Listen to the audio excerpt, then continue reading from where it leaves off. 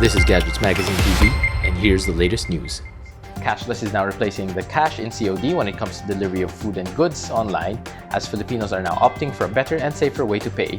With cashless on delivery gaining more popularity among consumers, PayMaya is helping ensure that customers can order from more merchants and service providers offering delivery of meals and other essentials nationwide.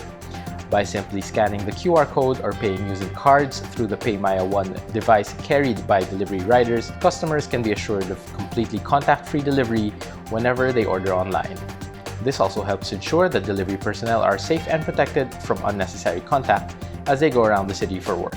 Apart from the safety and convenience, paying cashless on delivery can be rewarding as well. PayMaya users who scan to pay using PayMaya QR can get up to 100% cash back for a minimum purchase of 500 pesos in their chosen merchants for an even better delivery experience. PayMaya is continuously adding more merchants to its growing list of partners who are offering this new and better way to pay for deliveries.